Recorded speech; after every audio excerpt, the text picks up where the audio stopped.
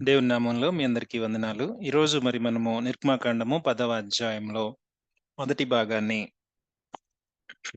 మనము చూడబోతా ఉన్నాం. దేవుడు ఆయన సేవకుడైన మోషేను ఏర్పరచుకొని దాస్యంలో ఉన్న ఆయన ప్రజలను ఆయన వాగ్దానం చేసిన రీతిగా అబ్రహాము, ఇస్సాకు, యాకోబులైన పితరులకు వాగ్దానం చేసిన రీతిగా ఆ ఇశ్రాయేలు ప్రజలను ఐగుప్తు యొక్క కఠినమైన దాస్యంలో నుంచి విడిపించడానికి మోషేను మరలాగే అహరోన్‌ను ఆయన ఏర్పరచుకొని ఫరో దగ్గరికి పంపించినప్పుడు ఫరో ఫరో డైరెక్ట్‌గా దేవుడిని రిజెక్ట్ చేస్తాడు.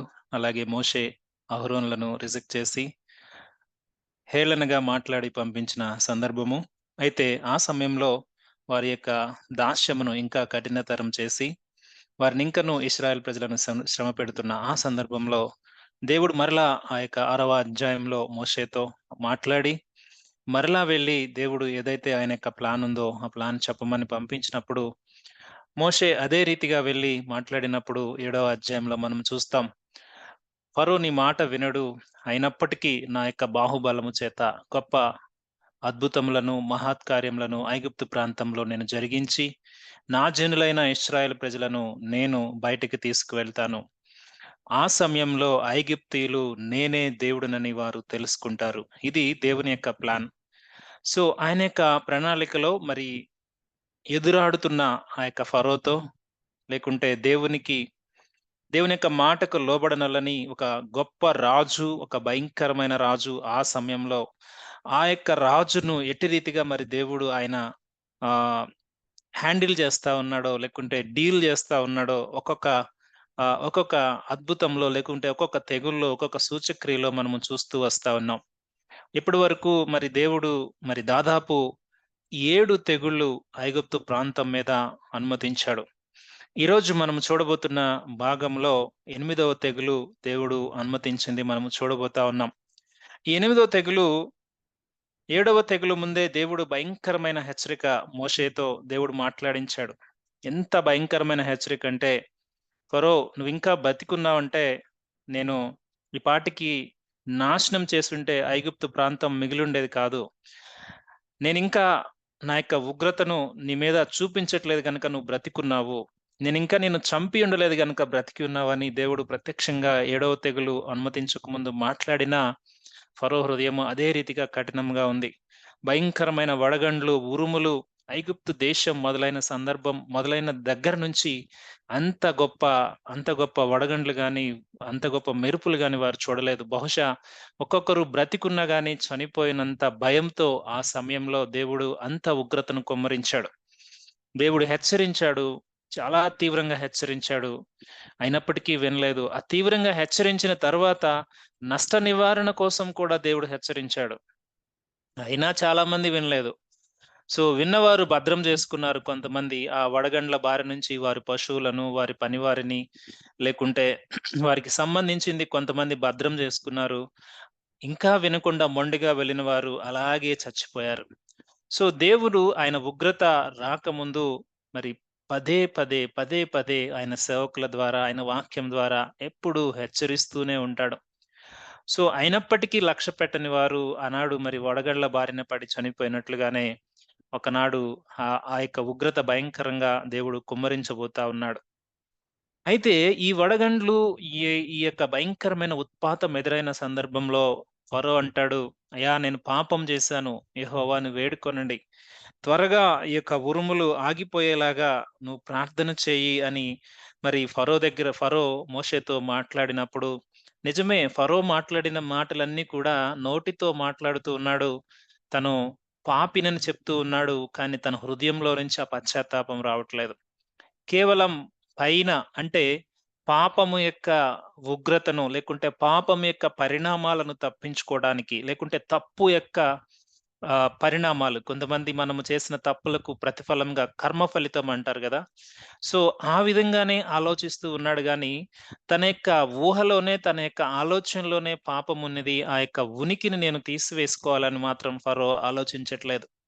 ఈరోజు చాలామంది చేస్తున్న ప్రార్థనలో ఎక్కువగా అదే ఉంటది. ఏదైనా అనారోగ్యమొస్తే తప్పిదానికి వచ్చిన అనారోగ్యం, ఏదైనా నష్టమొస్తే తప్పిదానికి వచ్చిన దానికి, ఏదైనా మోసం చేస్తే మోసం తాలూకు పరిణామాలు, వీటి గురించే భయపడుతూ ఉంటాం గానీ, అవి చేయకుండా ఆగటానికి మాత్రం మనం ఇష్టపడం.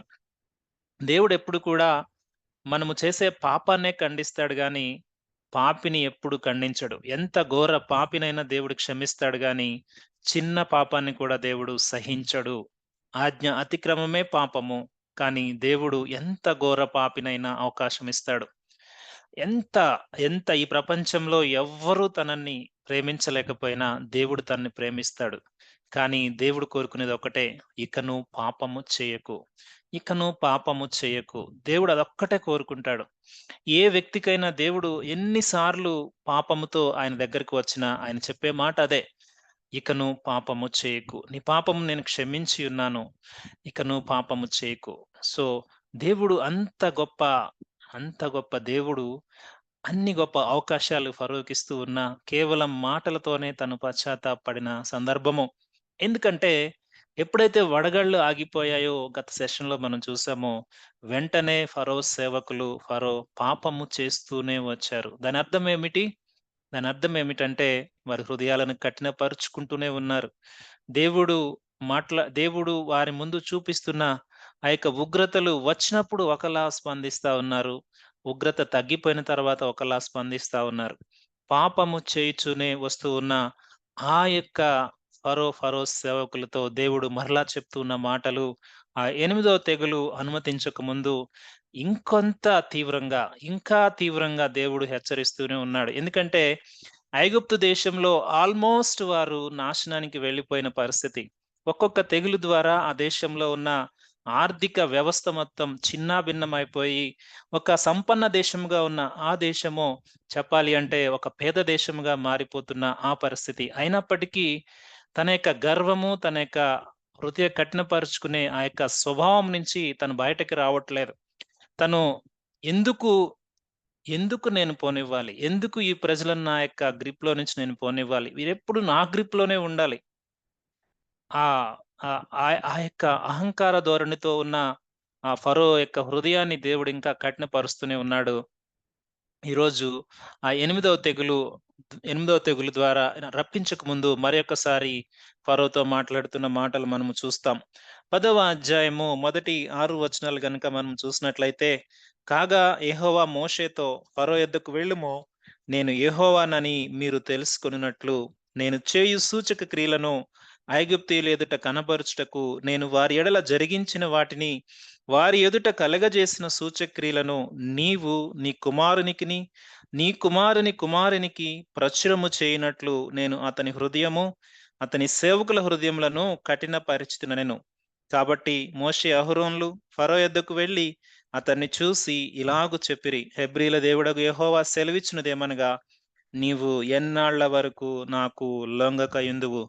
నన్ను సేవించుటకు నా జనులను పోనిమ్ము. నీవు నా జనులను పోనీయనల్లని ఎడల, ఇదిగో రేపు నేను మిడతలను నీ ప్రాంతంలోనికి రప్పించెదను. ఎప్పుడునూ నేలను చూడలేనంతగా అవి దాన్ని కప్పును.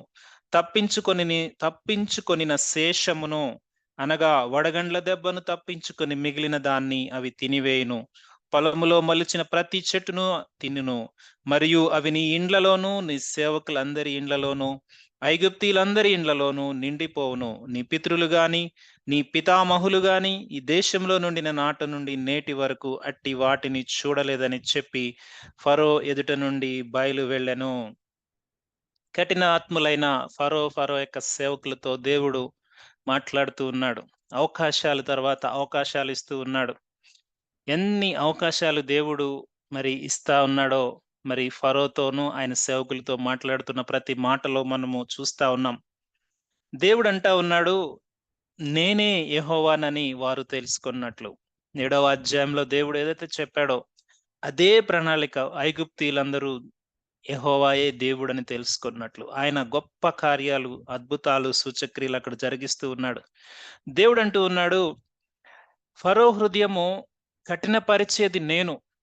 ఎందుకంటే ఫరో కఠినపరుచుకుంటూ ఉన్నాడు. నా మాట వినకుండా కఠినపరుచుకుంటూ ఉన్నాడు. గనుక నేను దాన్ని అనుమతిస్తా ఉన్నాను. ఇంకొక అద్భుతమైన విషయం ఇక్కడ దేవుడు మాట్లాడుతున్నదేమిటంటే, ఈ ఐగుప్తీయుల ఎదుట నేను జరిగించిన ఈ యొక్క సూచక్రియలు నీవు నీ కుమారునికి ప్రచురము చేయనట్లు గాడ్స్ మైటీ వర్క్స్ ఐగుప్తు ప్రాంతంలో ఏ విధముగా దేవుడు జరిగించాడో అవి కుమారులకు దేవుడు ఎప్పుడు కూడా ఆయన చెప్పమనే చెప్తూ ఉంటాడు. ఎందుకంటే మన యొక్క మన యొక్క మన యొక్క డెలివరెన్స్ అంటే మనము రక్షణ పొందుకున్న విధానము ఎటువంటిది అనే దాన్ని ఎప్పుడు మనము మర్చిపోవద్దంట. మన జీవితంలో మనము రక్షింపబడితే ఏ విధంగా మనము రక్షింపబడ్డాము అనేది ఎప్పుడు మర్చిపోవద్దు. అదే మన సాక్ష్యం. దేవుడు ఎప్పుడు కూడా మనల్ని సాక్షిగానే ఉండమని కోరుకుంటాడు. ఏ దేవుని బిడ్డైనా తను సాక్షిగా లేడు అంటే దేవుడు చెప్పిన మాటకు తను ఆజ్ఞ అతిక్రమం చేస్తున్నాడనే చెప్పుకోవాలి. సో దానికి మనము లెక్క అప్పచెప్పాలి. దేవుడు కోరుకునేది ఒక్కటే, ఆయన గొప్ప కార్యాలు ఏ విధముగా ఈ ప్రజలను ఆ దాస్యము నుంచి, ఆ మరణము నుంచి తను డెలివర్ చేశాడో ఆ కార్యమును ఎప్పుడూ ప్రచురం చేయాలంట.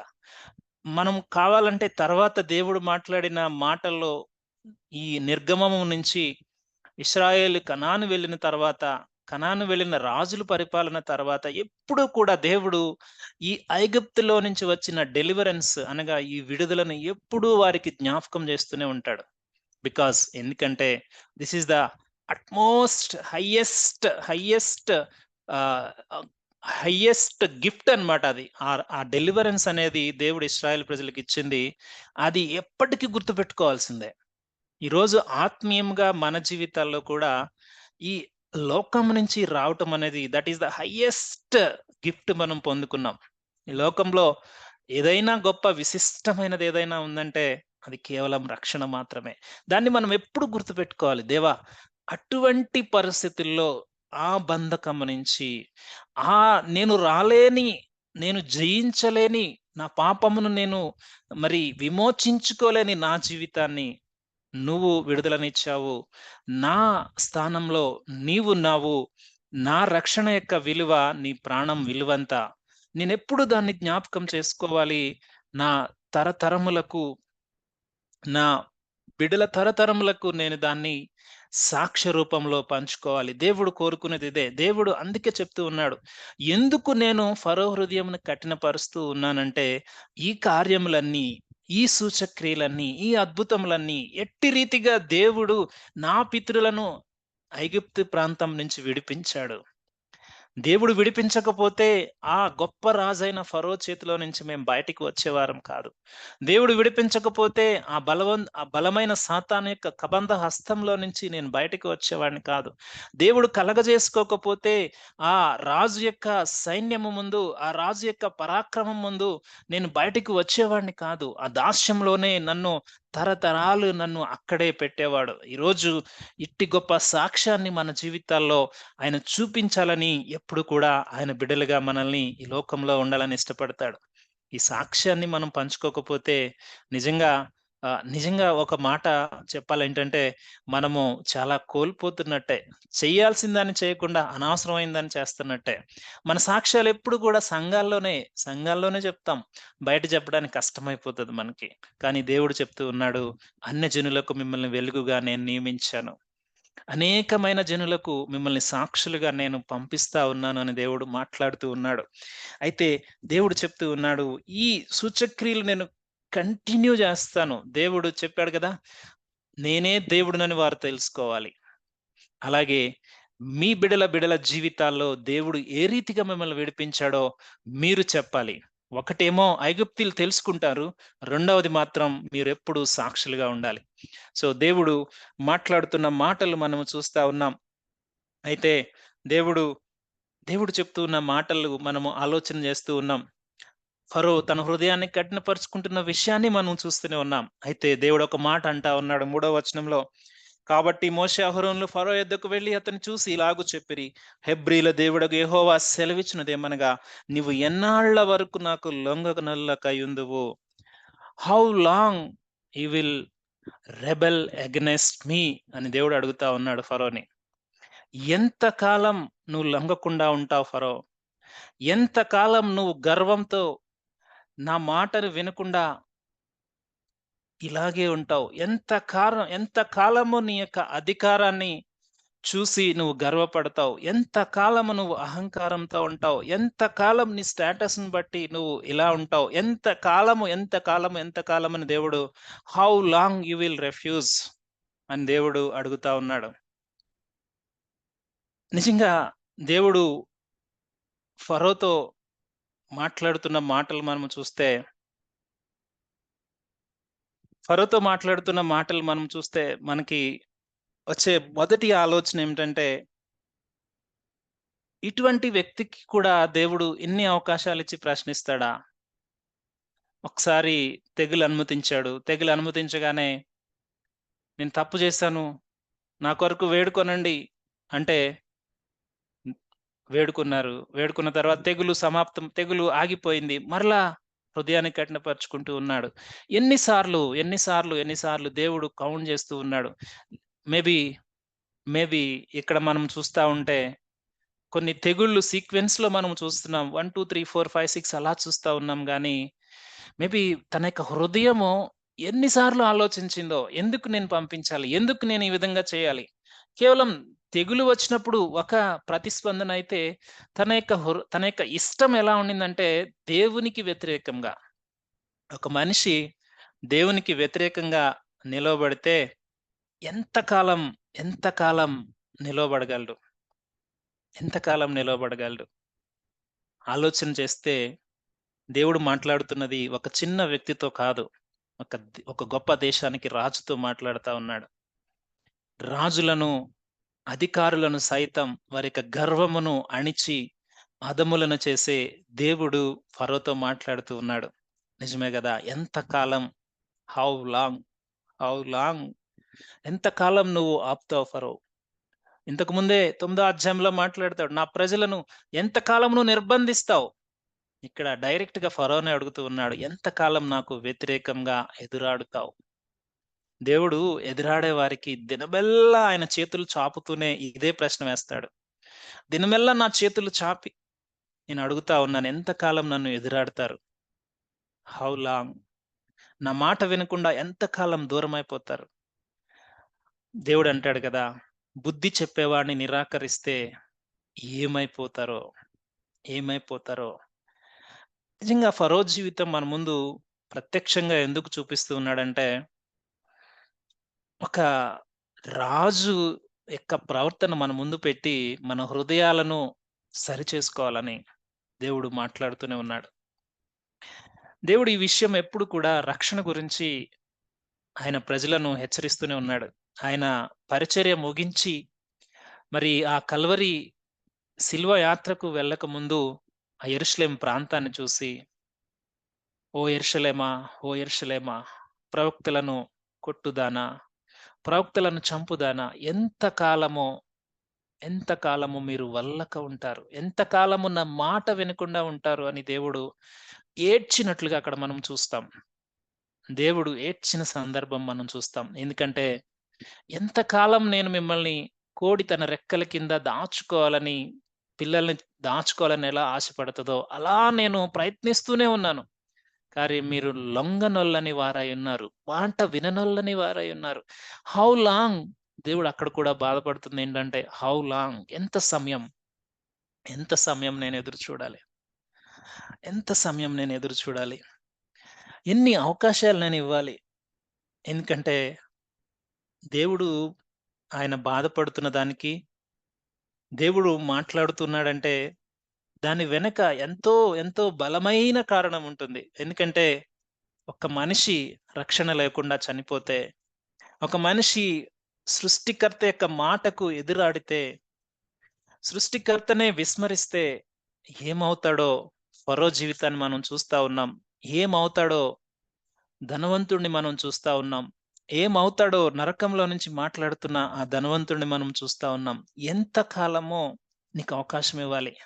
ఎన్ని అపాయాల్లో నుంచి నిన్ను రక్షించి, నేను నీ దేవుడినని చెప్పి, నీకు ప్రత్యక్షపరుచుకుని, మరలా నువ్వు నా దగ్గరికి రాకుండా ఉంటే, నిన్నెంతకాలం నేను భరించాలి? ఎంతకాలం నేను చూడాలి? బహుశా దేవుడు మన జీవితాల్లో కూడా ఇదే మాట్లాడుతూ ఉన్నాడేమో. ఒకటి రక్షణ గురించయితే, ఇంకొకటి మారు మనసు గురించి. రక్షణ పొందని వారి గురించేమో దేవుడు ఒక రీతిగా బాధపడుతుంటే, రక్షణ పొంది దేవుని వెంబడిస్తున్న మన జీవితాల్లో దేవుడు మారు మనసు గురించి బాధపడుతూ ఉన్నాడేమో. ఎందుకంటే, దేవుడు రెండే 2 ప్రాముఖ్యంగా చూస్తాడు. ఒకటి, ఆయన పిలుచుకున్న వారు ఏర్పరచబడిన గుంపులోకి వచ్చేయాలని చూస్తాడు. మొదట పిలుచుకోవడానికి ఎన్నో సార్లు ప్రయత్నిస్తా ఉంటాడు. ఆయన రక్షణ మనకి ఎంత దగ్గరగా ఉందంటే, ఈ సంవత్సరం మనకి గ్రూప్‌కిచ్చిన ప్రామిస్‌ను మనము చూస్తే, 1వ అధ్యాయము 22వ వచనంలో, సామెతల గ్రంథం 1వ అధ్యాయం 22వ వచనంలో, ఎట్లనగా జ్ఞానము లేని వారులారా, మీరెన్నాళ్ళు జ్ఞానము లేని వారుగా ఉండగోరుదురు. అపహాసకులారా, మీరెన్నాళ్ళు అపహాస్యము చేయుచు ఆనందింతురు. బుద్ధిహీనులారా, మీరెన్నాళ్ళు జ్ఞానమును అసహ్యించుకొందురు. నా గద్దింపు విని తిరుగుడి. ఆలకించుడి, నా ఆత్మను మీ మీద కుమ్మరించుదును. నా ఉపదేశమును మీకు తెలిపెదను. దేవుడు దేవుడు మాట్లాడుతూనే, బాధపడుతూనే మరలా మరలా అడుగుతూ ఉన్నాడు. ఎన్నాళ్ళుంటార్రా? ఎన్నాళ్ళుంటారు జ్ఞానం లేకుండా అని దేవుడు అందరినీ ఆయన ప్రశ్నిస్తున్న మాటను మనం చూస్తా ఉన్నాం.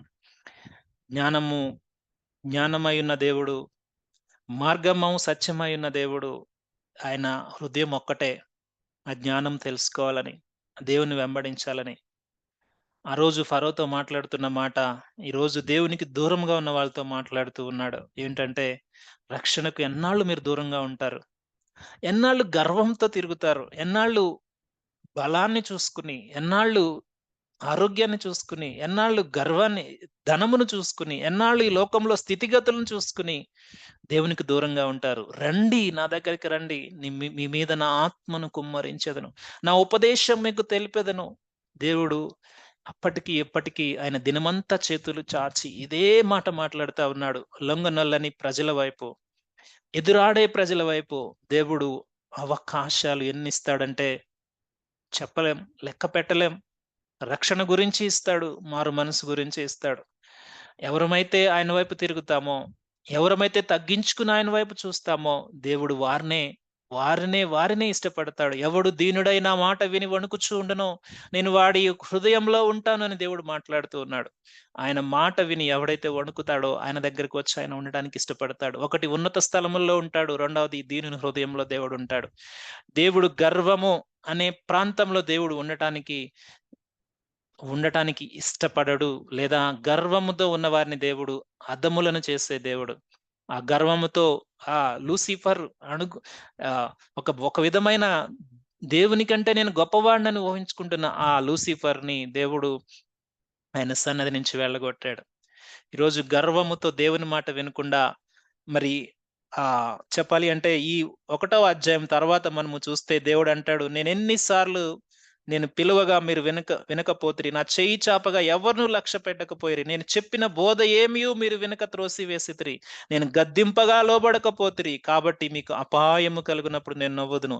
మీకు భయము వచ్చినప్పుడు నేను అపహాస్యము చేసేదను. భయము మీ మీదకి తుఫాను వలె వచ్చినప్పుడు, సుడిగాలి వచ్చినట్లు మీకు అపాయం కలుగునప్పుడు, మీ కష్టమును, దుఃఖమును ప్రాప్తించినప్పుడు నేను అపహాస్యము చేసేదను. అప్పుడు వారు నన్ను గూర్చి మొర్రపెట్టుదురు గాని నేను ప్రత్యుత్తరం ఇయ్యకుందును. నన్ను శ్రద్ధగా వెతికెదరు గాని నేను వారికి కనపడకుందును. ఇది నరకంలో చేసే పరిస్థితి. దేవుడు ఆయన బ్రతికుండగానే జనులందరికీ చెప్తున్న రక్షణ వార్త, ఎన్నాళ్ళు మీరు లొంగకుండా ఉంటారు. ఫరో కూడా అదే తీవ్రమైన హెచ్చరిక చేస్తా ఉన్నాడు. ఇంకా మనము చూస్తే చాలా చాలా రిఫరెన్సెస్ మనము దీని గురించి చెప్పాలి అంటే, దేవుడు దేవుడు దేవుడు ఒక్కటే కోరుకుంటూ ఉన్నాడు. ప్రతి మనిషి ఆయన దగ్గరకు వచ్చి, తగ్గించుకుని, దేవా నేను పాపిని. నా కొరకు నువ్వు రక్షణ చేశావు. నా కొరకు నువ్వు రక్షణ కార్యం చేశావు. ఆ రక్షణ కార్యాన్ని నేను విశ్వసిస్తా ఉన్నాను. నా హృదయంలోనికి రా. నేను నీ బిడ్డగా జీవించాలని ఇష్టపడతా ఉన్నాను. నీ వాక్య ప్రకారంగా నేను జీవించాలని ఇష్టపడుతూ ఉన్నాను. ఒక్క ప్రార్థన చేస్తే దేవుడు ఆ ప్రార్థన వింటాడు. అదెప్పుడంటే బ్రతికున్నప్పుడు. చనిపోయాక దేవుడు అదే అంటా ఉన్నాడు గదా! ఆపత్తు మీ మీదకొచ్చినప్పుడు మీరు ప్రార్థన చేసినా నేను విన్ను. ఫరో కూడా తర్వాత చేశాడండి ప్రార్థన. ఇప్పుడు ఎన్ని అవకాశాలిచ్చాడో మనకు తెలుసు. చరిత్రలో ఫరో గురించి మనకు తెలుసు. ఏమైనా మిగిలిందా ఆ దేశంలో? కానీ దేవుడు చెప్పినట్టుగా మొట్టమొదటిగా విన్నట్లయితే బహుశా ఐగుప్తు ప్రాంతమంతా ఏ విధంగా నష్టపోకుండా, వారి కుమారులు నష్టపోకుండా దేవుడి మాటకు వారు విధేయత చూపిస్తే ఈ నష్టాలన్నీ తెచ్చుకునేవారు కాదు. ఇది భౌతికంగా ఒక పక్కన పెడితే, ఆధ్యాత్మికంగా మనం కోల్పోయేది చాలా ఎక్కువ. అందుకే దేవుడు ఆయన ఆయన మాట విని ఎవడైతే హంబుల్‌గా ఉంటాడో, దేవుడు వారితో ఉండాలని ఇష్టపడతా ఉన్నాడు. దేవుడు ఎప్పుడు కూడా ఈ లోకంలో బుద్ధి చెప్పేవారిని మీరు విస్మరించవద్దు. అనగా దేవుని యొక్క వాక్యాన్ని విస్మరించవద్దు అని దేవుడు ఎప్పుడు మాట్లాడుతా ఉన్నాడు. ఒక మాట మనం చదువుదాం. సామెతల గ్రంథము 18వ అధ్యాయము 12వ వచనంలో మనము చూస్తే అద్భుతమైన మాట ఉంటుంది. ఒక్కసారి ఆ మాట చూద్దాం. సామెతల గ్రంథం 18వ అధ్యాయం 12వ వచనంలో చూడండి. ఆపత్తు రాకమునుపు నరుని హృదయము అతిశయపడును. ఘనతకు ముందు వినయముండును. అంటే ప్రమాదం రాకముందు నరుని హృదయం అంట అతిశయపడతా ఉంటదంట. ఆ ప్రమాదం వస్తుంది, వస్తదని దేవుడు చెప్తూనే ఉంటాడు. ఆ ప్రమాదం రాకముందు నా అంతటి వాడు లేడు. నా అంతటి అధికారం ఎవడికుంది? నా అంతటి దెబ్బెవరికుంది? నా అంతటి ఆరోగ్యం ఎవరికుంది? నాకు నేను మంచిగా ఉన్నాను చాలు ఇలా తన గురించి తను అతిశయపడతాడంట. కానీ ప్రమాదం వచ్చిన తర్వాత మొర్రపెట్టినా దేవుడు వినడు. కానీ ఒకే ఒక్క మాట ఏమిటంటే, ఎవడైతే తగ్గించుకుని ఉంటాడో వాడి ముందు ఘనతకు ముందు వినయం ఉండునంట. అంటే వినయం ఉన్నవాడి దగ్గర దేవుడు వాడితో ఉంటాడు. వాడికి ఘనత వస్తది రేపొద్దున. జ్ఞానం వాడికొస్తది. దేవుడు వాడిని దర్శించి వాడిని తన బిడ్డగా చేసుకున్నప్పుడు వాడికి ఎంత ఘనత అంటే, ఆ ఘనత ముందు ఏది పనికిరాదు. ఈ ప్రపంచంలో ఏది పనికిరాదు. అంత బ్లెస్డ్ పొజిషన్ ఏంటంటే ఆయన బిడ్డగా మారిపోవటమే. దేవుడు అది కోరుకుంటూ ఉన్నాడండి. ఈ లోకాన్ని బట్టి దేవుని మాటను తృణీకరించి, అపహసించి, హేళన చేసి, తృణీకరించి దూరమైపోతున్న ప్రతి ఒక్కరితో దేవుడు మాట్లాడుతున్న మాట, ఎన్నాళ్ళు నువ్వు లొంగక ఉందువు. దేవుడు ఫరోతో మాట్లాడుతున్న మాట మనతో కూడా మాట్లాడుతూ ఉన్నాడేమో. ఒకవేళ అది రక్షణ గురించి అవ్వచ్చు. ఒకవేళ మన మారు మనసు గురించి అవ్వచ్చు. కానీ దేవుడు ఒక్కటే కోరుకుంటూ ఉన్నాడు. ఆయన ఉపదేశమును విని దాని ప్రకారము జీవించువాడే ఆయనతో పాటు ఉంటాడు. ఆయనతో పాటు ఉండాలి అంటే మనకి కావాల్సిన కావాల్సిన అర్హత అది. మనకు ఆ వినయం ఉంటే, ఆ విధేయత ఉంటే ఘనత తర్వాత దేవుడు మనకిస్తాడు. సో, దేవుడు మాట్లాడుతూ ఉన్నాడు. నన్ను సేవించుటకు నా జనులను పోనిమ్ము. నువ్వు నా జనులను పోనీయనెడల ఇదిగో భయంకరమైన మిడతలను నేను తీసుకొస్తాను. దేవుడు హెచ్చరిస్తా ఉన్నాడు. తీవ్రమైన హెచ్చరిక. అదేంటంటే 5వ వచనంలో చూస్తే ఇప్పటి వరకు జరిగిన నష్టాన్ని ఇంకా కొంచెం మిగిలింది గదా! శేషము. అంటే మనము ఏదైతే మిగిలున్న భాగం ఉందో దాన్ని కూడా నాశనం జేసేస్తాను. దేవుడు తీవ్రంగా హెచ్చరించాడు. ఫరో నీ యొక్క ఆర్థిక వ్యవస్థ మొత్తం నాశనం అయిపోయింది. ఇంకొంచెం ఏదో నీకు మిగిలుంది తినటానికి కూరగాయ మొక్కలు, లేకుంటే నీకున్న పొలంలో ఉన్న చెట్లు ఇవన్నీ మిగిలున్నాయి. వాటిల్ని కూడా నేను నాశనం జేస్తాను. నా మాట విను. ఇంకెంత కాలం లొంగకుండా ఉంటావు?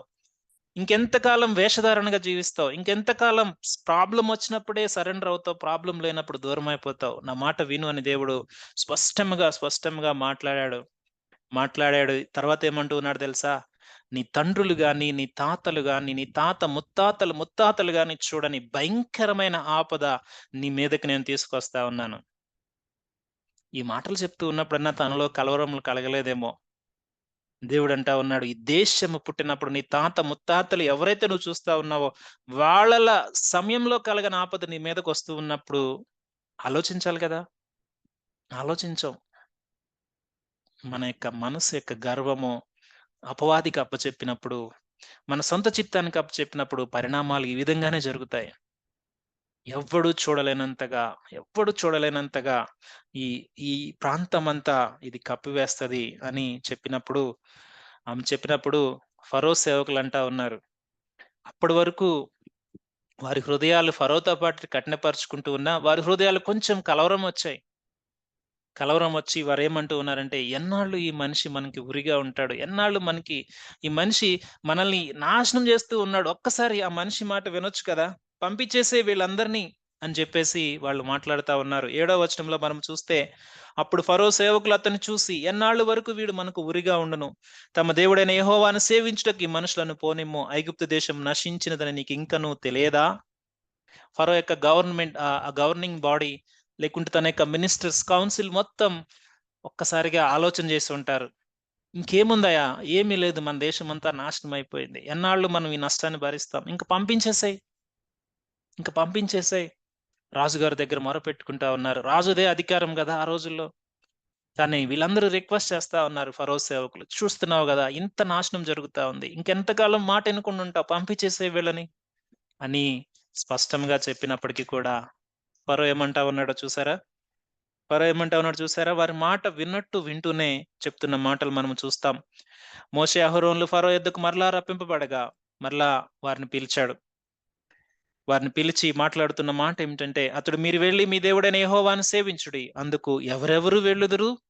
అని వారినడిగెను. అందుకు మోషే, మేము యెహోవాకు పండుగ ఆచరింపవలెను గనుక మా కుమారులను, మా కుమార్తెలను, మా మందలను, మా పశువులను వెంటబెట్టుకొని మా పిన్న పెద్దలతో కూడా వెళ్ళుదమనెను.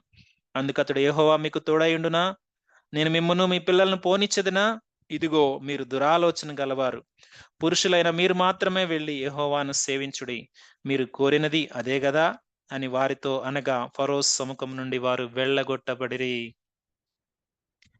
దేవుడు మరలా అవకాశమిచ్చాడు. అవకాశమిస్తే ఈసారి ఏం జేస్తున్నాడో తెలుసా? తన యొక్క తన చుట్టూ ఉన్న వారితో మరలా మాట్లాడించాడు. అయినప్పటికీ తన హృదయం ఎలా ఉండిందంటే, నేనెందుకు వీరిని పోనివ్వాలి? మరలా బార్గెయిన్ జేస్తా ఉన్నాడు. ఎవరెవరెళ్తారు? ఎవరెవరెళ్తారంటే మోషే చెప్పాడు. అందరం వెళ్తాం మేము. అయ్యో! లేదు. మీరందరూ వెళ్ళటానికి వీల్లేదు. కేవలం పురుషులు మాత్రమే వెళ్ళాలి. ఫరో యొక్క ఉద్దేశ్యం ఏమిటంటే, స్త్రీలను, బిడలను తన దాస్యంలో వారిని అలాగే ఉంచేయాలి. ఎందుకంటే వీళ్ళుంటే వారు మరలా తిరిగొచ్చేస్తారు. ఎన్ని కపటోపాయాలు, ఎన్ని సొంత ఆలోచనలు. మీరు మాత్రమే వెళ్లి సేవించండి. ఎన్ని సార్లు ఇంతకుముందు కూడా మనం చూస్తే 8వ అధ్యాయంలో మనం చూస్తే భయంకరమైన ఈగలు వచ్చినప్పుడు మీరు ఐగుప్తులోనే సేవించండి. ఎందుకు అంత దూరం వెళ్తారు? అని ఒక కాంప్రమైజింగ్ ఆలోచన ఇచ్చాడు.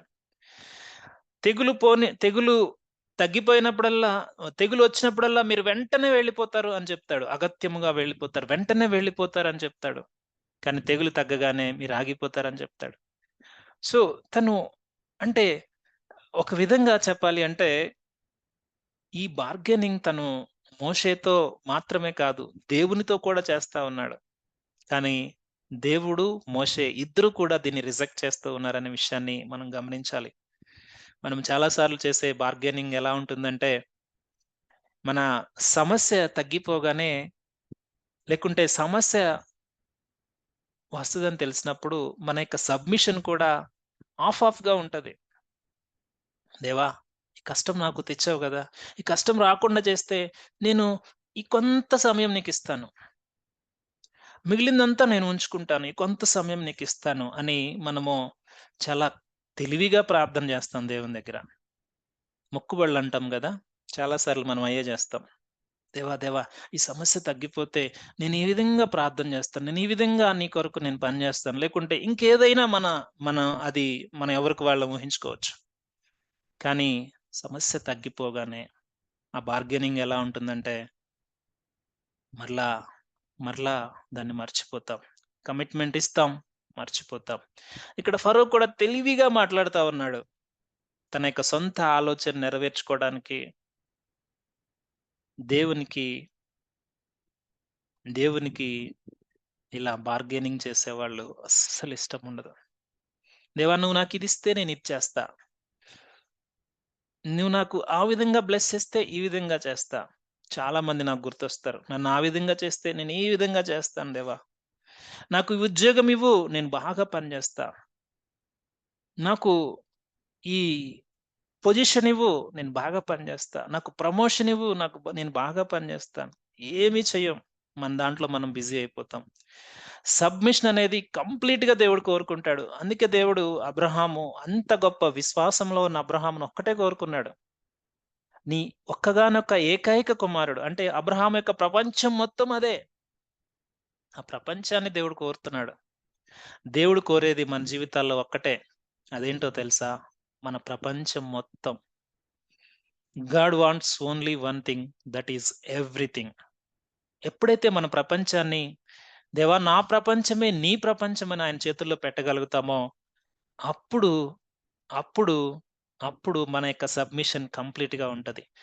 దేవుడు ఎంతగా ఆయన యొక్క సార్వభౌమాధికారాన్ని, ఆయన గొప్పతనాన్ని, ఆయన యొక్క మైటీ వర్క్స్‌ని అక్కడ చూపిస్తున్నప్పటికీ ఫరో హృదయం మారట్లేదు. మరలా మరలా బార్గెయిన్ చేస్తూనే ఉన్నాడు.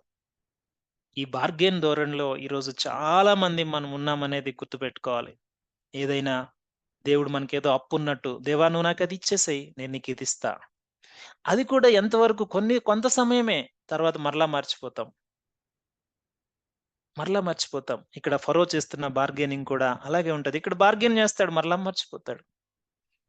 కానీ దేవుడు నేనే దేవుడినని తెలుసుకున్నట్లు ఐగుప్తు ప్రాంతంలో మహత్కార్యములు చేసి ఇశ్రాయేలు ప్రజలను వెళ్ళగొట్టేలాగా ఆయన చేశాడు గనుక ఫరో మారాడు గాని, ఫరో యొక్క కఠిన హృదయం ఫరో మారటం కూడా కాదు. దేవుడే ఆ ఫరోనే దేవుడు ఆయన సేవకుడుగా వాడుకున్నాడనే మాట మనం చూస్తాం. అయితే దేవుడు ఎంతగా ఆయన యొక్క గొప్పతనాన్ని ఆ ప్రాంతంలో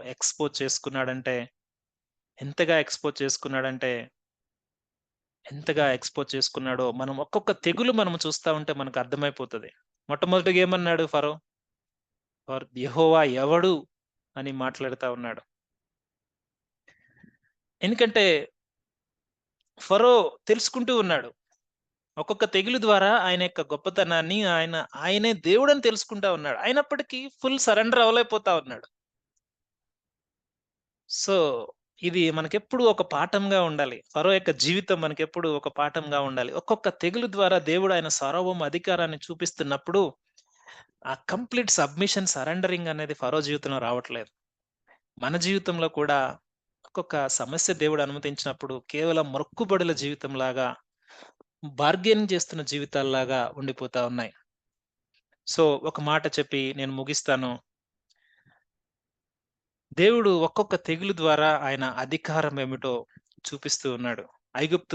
ప్రత్యేకంగా ఐగుప్తు ప్రజలను మనం జ్ఞాపకం చేసుకుంటే, ఆ నైలు నది మొత్తం రక్తముగా మారిపోయిన ఆ సందర్భంలో దేవుడు వారు ఆరాధించే దేవతల మీద ఆయన గొప్పతనం ఏమిటో చూపించాడు. నైలు నదిని నైలు నది ప్రపంచంలో ఒక వింత. పొడవైన నది కదండీ! ఆ నైలు నదిని కాయటానికి వారికి దానికి ఒక దేవత ఉందని వారు నమ్మేవారు. ఆ దేవత మీద దేవుని అధికారం ఏమిటో చూపించాడు. అలాగే ఆ నైలు నదే ఒక ఆత్మలాగా వారు నమ్మేవారు. అంటే ఒక స్పిరిట్ ఆఫ్ గాడ్ లాగా నమ్మేవారు. దాని మీద దేవుని యొక్క అధికారం ఏమిటో చూపించాడు. అలాగే నైలు నదిలో ఆహ్, ఒక బ్లడ్ స్ట్రీమ్ వచ్చింది అంటే అది ఒక దేవుని యొక్క వారి దేవత యొక్క ఉగ్రతని వారు నమ్మారు. కానీ దేవుడు అదే నైలు నదిని మరలా నార్మల్‌గా చేసినప్పుడు ఆయన గొప్పతనం ఏమిటో వారు గ్రహించలేకపోయారు. అలాగే మనము చూస్తే రెండవ తెగులు ఆ కప్పల తెగులు అనుమతించినప్పుడు వారు సంతాన అభివృద్ధి కలిగించే దేవతకు కిరీటం మీద ఉన్న బొమ్మలాగా వారు ఆరాధించేవారు. ఆ కప్పలు. అందుకే వారు ఒక్క కప్పను కూడా చంపరు. భయం. ఆరాధిస్తారు. ఆ కప్పల మీద దేవుని యొక్క అధికారం ఏమిటో అక్కడ రెండవ తెగులు ద్వారా చూపించాడు. అలాగే ఐదవ తెగుల్లో మనము చూస్తే అక్కడున్న పశువులన్నీ చనిపోయినప్పుడు వారి యొక్క ఆవులు, వారి యొక్క ఎద్దులు, మేకలు, ఒంటెలు, గుర్రాలు అన్నీ చనిపోయినప్పుడు దేవుడు వారు ఆరాధించే దేవత ఆ యొక్క మదర్ ఆఫ్ ఏదైతే ఉందో దాని మీద దేవుని యొక్క అధికారాన్ని ఎక్స్‌పోజ్ చేసాడు. బట్టబయలు చేసాడు. ఆ జంతువులన్నీ చనిపోయినప్పుడు వారికి అర్థమైంది. ఇది దేవత కాదు. దేవుడు ఆయన అని. అలాగే ఆరవ తెగుల్లో మనం చూసినప్పుడు భయంకరమైన రోగం అందరికి వచ్చినప్పుడు, ఐగుప్తీయులకు వచ్చినప్పుడు, ఔషధము అనే ఒక దేవుణ్ణి వారు ఆరాధిస్తా ఉన్నారు. ఆ దేవుని మీద వారు ఆరాధిస్తున్న ఆ యొక్క దాని మీద దేవుని యొక్క అధికారం ఏమిటో చూపించాడు. ఎందుకంటే అక్కడున్న డాక్టర్‌లకు కూడా అదే తెగులొచ్చింది. ఎవరైతే వైద్యం చేస్తున్నారో వారికి అదే తెగులొచ్చింది. మరలా ఆ తెగులు మాన్పించింది ఆయనే. ఇంకొక విధంగా మనము ఏడవ తెగుల్లో మనం చూస్తే ఆ వానదేవుడు. వారనుకుంటున్న వానదేవుడి మీద దేవుని యొక్క అధికారం ఏమిటో చూపించాడు. అలాగే పేలు, ఈగలు ఇవన్నీ జంతువుల మీద, మనుషుల మీద ఉన్నప్పుడు ఆ టైంలో వారు ఏమీ చేయలేని పరిస్థితిలో వారిని దేవుడు నిర్బంధించాడు. ఇలా ఒక్కొక్క తెగులు ద్వారా దేవుడు ఆయన సార్వభౌమ అధికారాన్ని ఆ ప్రాంతంలో ఆయన చూపిస్తూ ఉన్నప్పటికీ ఫుల్ సబ్మిషన్ లేదు.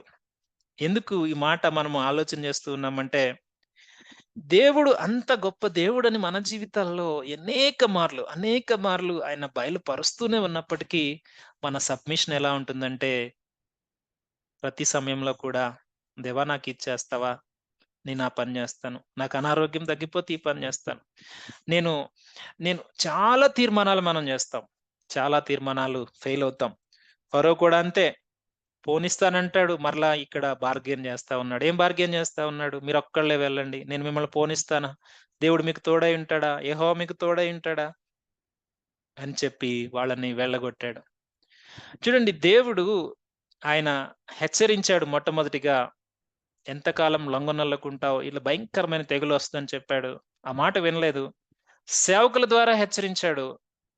అయినప్పటికీ సబ్మిట్ అవ్వలేదు. ఇప్పుడు భయంకరమైన తెగులు రానే వచ్చింది. ఎంత బాధాకరమైన తెగులంటే, ఒక మిడతను చూస్తేనే మనము ఒక మిడతను చూస్తేనే మనము అదెప్పుడు మనల్ని కరుస్తదా? ఎప్పుడు మన మీద దాడి చేస్తదా? అన్నట్టుగా ఆ మిడతలు బహుశా ఆ సైజ్ మనం చూస్తే ఆశ్చర్యపోతాం. ఎందుకంటే దేవుడు ప్రత్యేకంగా పంపించాడు గదా! ఆ ప్రాంతమంతా కూడా భయంకరమైన మిడతల గుంపు. ఏది గూడా మిగల్లేదు.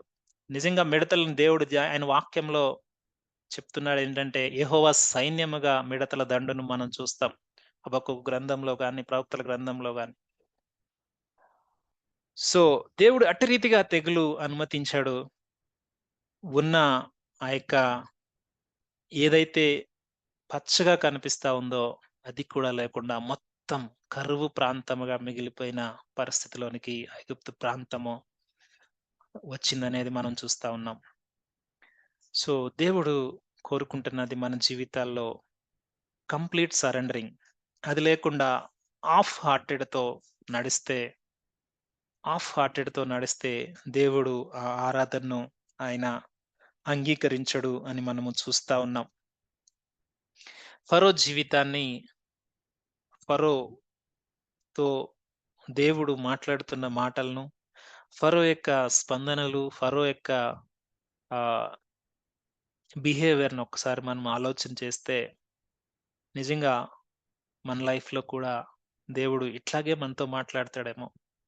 కానీ మనము నెగ్లెక్ట్ చేస్తూ, నిర్లక్ష్య ధోరణితో మనము వెళ్ళిపోతా ఉన్నామేమో! ఈరోజు మరి ఒకసారి దేవుడు గుర్తు చేస్తా ఉన్నాడు. ఈ 8వ తెగులు ద్వారా, ఈ భయంకరమైన తెగులు అనుమతించక ముందు దేవుడు ఫరోని హెచ్చరించినట్లుగానే మనల్ని హెచ్చరిస్తా ఉన్నాడు. మనకు రాబోయే భయంకరమైన పరిస్థితి ఏంటో తెలుసా? దేవునికి దూరమవటం. ఈరోజు మన కంఠంలో ఇంకా ఊపిరి ఉంది. ప్రాణం ఉంది. దేవుడు ఆయన రక్షణ కార్యం మన ముందు చూపించి మాట్లాడుతున్నాడు ఒక్కటే. ఎంతకాలం మీరు లొంగకుండా ఉంటారు? ఎంతకాలం మారు మనసు లేకుండా ఉంటారు? ఎంతకాలం నేను మిమ్మల్ని నా రెక్కల కిందకు తెచ్చుకోవాలని ఆశపడతా ఉన్నాను. ఎంతకాలం? ఎంతకాలం దేవుడు ఈరోజు మనల్ని ప్రశ్నిస్తున్న మాట అదే. ఎంతకాలం మాట వినకుండా ఉంటాం? ఎంతకాలం మనం సబ్మిట్ చేసుకోకుండా ఉంటాం? ఆయన గొప్పతనాన్ని, ఈ సర్వ సృష్టి మీద ఆయనకున్న గొప్పతనాన్ని ఐగుప్తు ప్రజలకు చూపించినట్లుగానే మన ముందు ఆయన చూపిస్తూ లేదా? మనకు చూపడట్లేదా ఆయన? ఆయన చూపిస్తూనే ఉన్నాడు. కానీ నిర్లక్ష్య ధోరణితో ప్రమాదాలను, ఉగ్రతలను మనం తెచ్చుకుంటూ ఉన్నాం. ఆనాడు ఐగుప్తు దేశం నాశనమైపోయింది. ఈ నాశనమే కాదు, వారి కుమారులను కూడా కోల్పోయారు వారు. ఎంత భయంకరమైన పరిస్థితి. సాతాను చెప్పినట్టుగా, మన మనసుకు నచ్చినట్లుగా మనము చేస్తే, ఎవడికి ఇష్టం వచ్చినట్లుగా వాడు చేస్తే, ఒక దేవుడున్నాడు. ఆ దేవుడు ప్రతిదాన్ని లెక్కలోనికి తెస్తాడు. ఆ సమయంలో శ్రద్ధగా వెతికిన, ఆ సమయంలో ఎంతో భారముతో ప్రార్థన చేసిన పట్టించుకునేవాడే ఉండడు. ఈరోజు అవకాశం ఉన్నప్పుడు ప్రార్థన చేస్తే, దేవుడు చెప్పినట్లుగా నడుచుకుంటే, దేవుడు మనల్ని క్షమించి, మనల్ని ఆయన బిడలుగా చేసుకొని, ఆయన మార్గంలో నడిపించడానికి ఇష్టపడుతూ ఉన్నాడు. ఈ 8వ తెగులు అనుమతించక ముందు దేవుడు హెచ్చరించిన మాటలను మనము ఆలోచన చేస్తూ ఉన్నాం. యథార్థముగా ఆయన సన్నిధిలో ఒక్కసారి పరిశీలన చేసుకుందాం. పరిశుద్ధాత్మ దేవుడు మనతో మాట్లాడుతున్న ఈ మాటలను ఒక్కసారి ఆలోచన చేద్దాం. ఎన్ని సార్లు అవకాశాలివ్వాలి? ఎంతకాలం? How long? How long? How long? ఇదే ప్రశ్న దేవుడు. ఇదే ప్రశ్న దేవుడు. ఆయన మాట విననొల్లని వారి పట్ల ఇదే ప్రశ్న. ఈ ప్రపంచంలో ప్రతి ఒక్కరి మాట విననొల్లని వారి పట్ల ఆయన అదే బాధతో మాట్లాడుతా ఉన్నాడు. మేబీ మనతో కూడా అదే మాట మాట్లాడుతా ఉన్నాడు. ఎంతకాలం మీరు నా మాట వినకుండా ఉంటారు? ఎంతకాలం సబ్మిట్ చేసుకోకుండా ఉంటారు? ఆలోచన చేద్దాం. దేవునికి యథార్థంగా చెప్దాం. దేవా! నా హృదయాన్ని నేను మీకు సమర్పిస్తా ఉన్నాను. నీ బిడ్డగా నేను జీవించాలని ఇష్టపడతా ఉన్నాను. యథార్థంగా ఒక్క మాట చెప్దాం.